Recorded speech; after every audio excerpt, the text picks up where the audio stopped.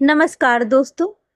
आज स्वतंत्रता दिवस के इस पावन अवसर पर हम याद करते हैं उन वीरों और वीरांगनाओं को जिन्होंने अपने साहस, स्वाभिमान और मातृभूमि के लिए अपना सर्वस्व निछावर कर दिया।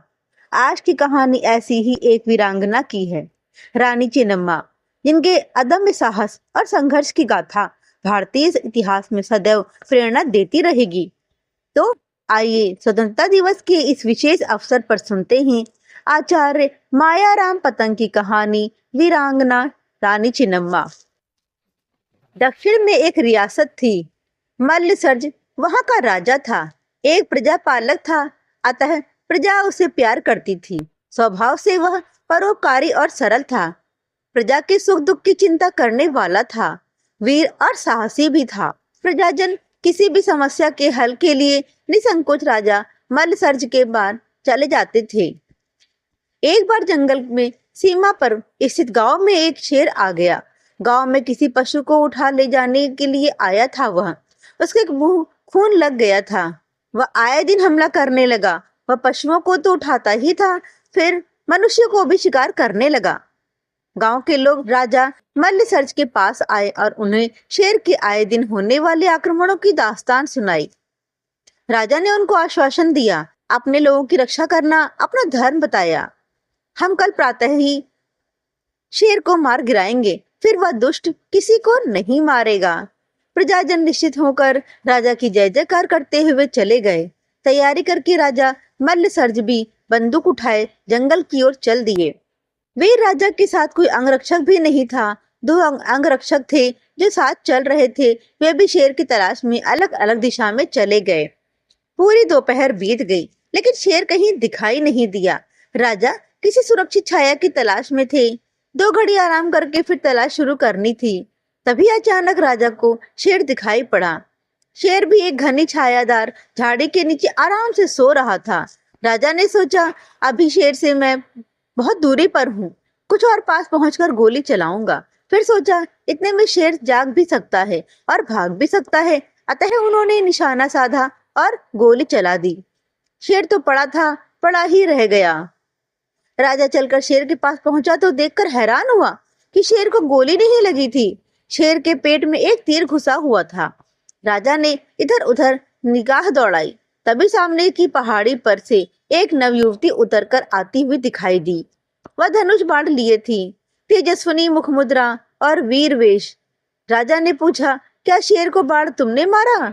जी हाँ। आपको कोई संदेह है क्या? युवती बोली। कोई संदेह नहीं, आपका बाण अभी तक शेर के शरीर में धंसा हुआ है। क्या मैं आपका परिचय जान सकता हूँ? राजा ने कहा, मेरा नाम है चेन्नम्मा। मैं काककटी के राजा घुकेप देसाई की पुत्री हूँ। युवती ने परिचय दिया। राजा उसकी व्यक्तित्व से प्रभावित ही नहीं बल्कि मोहित भी हो चुका था। चेन्नम्मा तेजस्वी मुख राजा मल्लसर्ज की आंखों में समा गई थी। राजा ने विदा लेते हुए कहा, चेन्नम्मा, आपकी वीरता और निशानेबाजी से मैं बहुत खुश हूँ।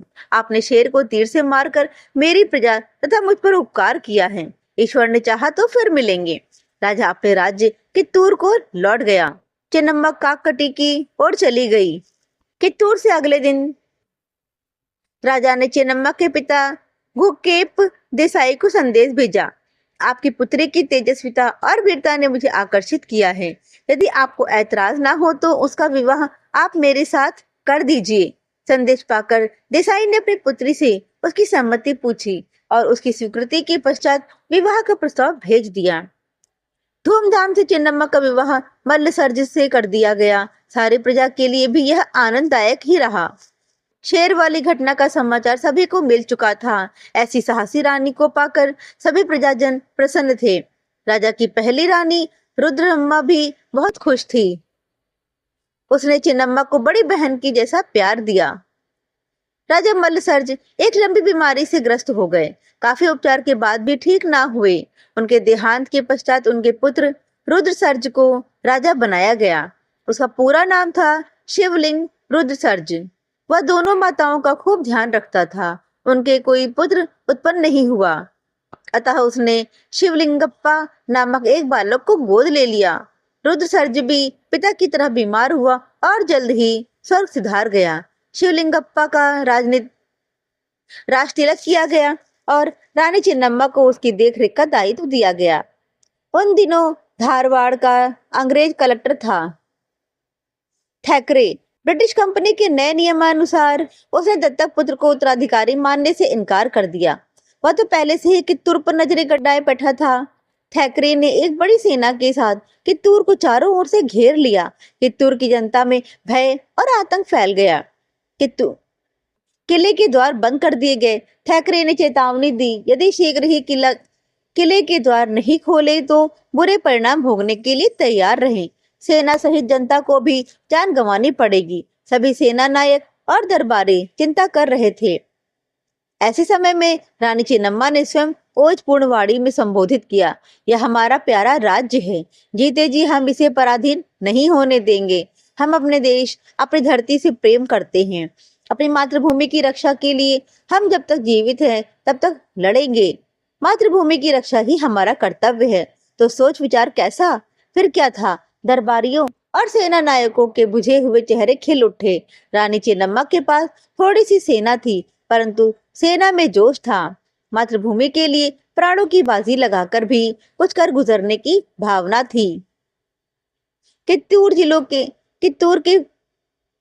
किले के फाटक खोल दिए गए। अंग्रेज थैकरे सेना लिए तैयार बैठा था, किंतु रानी चेन्नम्मा के नेतृत्व में फाटक समर्पण के लिए नहीं, प्राण पड़ के युद्ध के लिए। चेन्नम्मा की छोटी सी सेना ने भयंकर युद्ध किया। चेन्नम्मा ने थैकरे कलेक्टर को मौत के घाट उतार दिया। अंग्रेजी सेना में भगदड़ मच गई और वो भाग खड़ी हुई। थैकरे की मृत्यु से उस समय तो अंग्रेज पीछे हट गए, परंतु कुछ दिनों बाद ही कमिश्नर चैपलिन को यह जिम्मा सौंपा गया। इस बार एक बहुत बड़ी सेना ने भारी तोपखाने के साथ आक्रमण किया। रानी चेन्नम्मा ने बिना घबराए अपने सैनिकों में उत्साह बनाए रखा। कमिश्नर चैपलिन जानता था कि कित्तूर को जीतने के लिए किले के भीतर की जानकारी पाना जरूरी है। उसने वेंकटराव, मलप्पा और कोडूर को भारी लालच देकर अपनी ओर मिला लिया। गद्दार हर जमाने में होते हैं।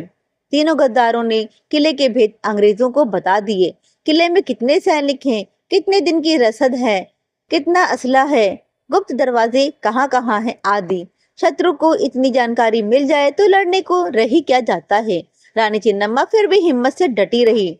मुसीबत तो तब हुई जब इस खुफिया जानकारी के आधार पर अंग्रेजों ने चेन्नम्मा के तोपखाने में ही विस्फोट कर दिया। विस्फोट के बाद सैनिकों में भगदड़ मचनी स्वाभाविक ही थी। अन्य प्रजाजन भी घबरा गए। गद्दारों ने किले के गुप्त द्वार खोल दिए। अंग्रेजों की सेना भीतर घुस गई। चारों ओर मारो मारो, काटो काटो का शोर सुनाई देने लगा। रानी चेन्नम्मा और उसके सैनिक वीरता से लड़े, पर विशाल सेना, भारी विस्फोट, अचानक हमले और अपने गद्दारों के कारण उसे पराजय का मुख देखना पड़ा। 5 दिसंबर 1824 को अंग्रेजों ने कित्तूर पर कब्जा कर लिया। रानी चेन्नम्मा को गिरफ्तार कर लिया गया, परंतु उससे पहले रानी ने तीनों गद्दारों को मौत के घाट उतार दिया था। वह अपने ही कृतघ्न लोगों के कारण परास्त हुई, परंतु रानी चेन्नम्मा ने न तो अंग्रेजों से किसी तरह की माफी मांगी, न ही दया की प्रार्थना की।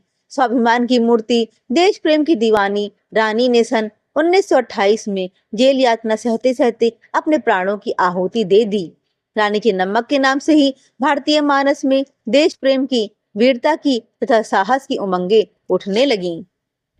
तो दोस्तों, यह थी वीरांगना रानी चेन्नम्मा के साहस और स्वाभिमान की प्रेरणादायक कहानी।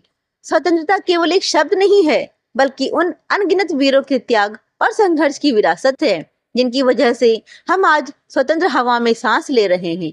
अगर आपको यह कहानी पसंद आई हो तो वीडियो को लाइक करें, अपने दोस्तों के साथ शेयर करें और ऐसी ही साहित्यिक और प्रेरणादायक कहानियों के लिए हमारे चैनल कथा साहित्य हिंदी कहानियां को सब्सक्राइब जरूर करें। आप सभी को स्वतंत्रता दिवस की हार्दिक शुभकामनाएं। जय हिंद, जय भारत, जय संविधान।